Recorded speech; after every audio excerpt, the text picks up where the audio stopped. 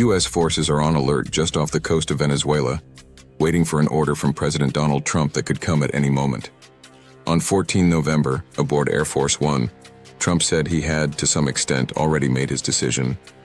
Hours earlier, his defense secretary launched Southern Spear, a new mission in the Caribbean officially aimed at fighting narco-terrorists. But with 15,000 U.S. troops now positioned near Venezuela, no one knows the real plan. Pilots on the USS Gerald Ford have reportedly been studying Venezuela's air defense network, and Delta Force has been considered for potential operations.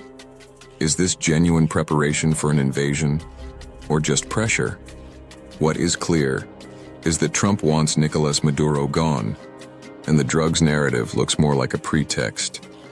The question now is how far Trump is willing to go to force regime change. To understand the playbook, you have to look at George H.W. Bush and the 1989 Panama Invasion. Back in 1987, Newsweek ran Bush Battles the Wimp Factor, highlighting how many Americans saw Bush, Reagan's vice president, as weak. When he became president in 1989, Bush needed a fast, decisive win to project strength. He found the perfect target, Panama.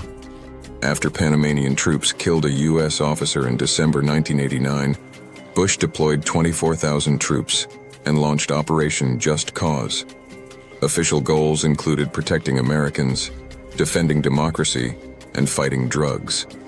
But critics argued the real aim was restoring U.S. control and removing General Manuel Noriega, someone Washington had supported for years despite his drug ties. Militarily, it was quick and one-sided. Noriega was captured within 2 weeks and flown to Miami.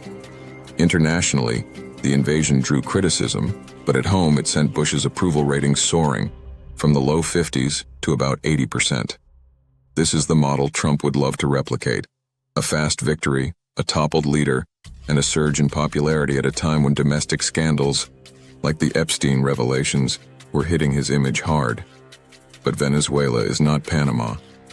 Panama was small, had under 3 million people, and already hosted U.S. bases.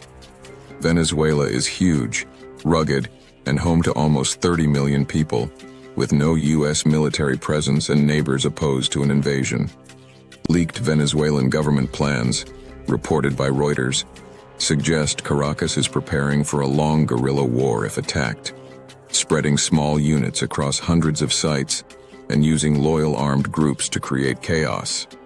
Even Venezuelan officials admit they can't win a conventional fight and would instead turn the country into a costly quagmire, more like Vietnam or Iraq than Panama.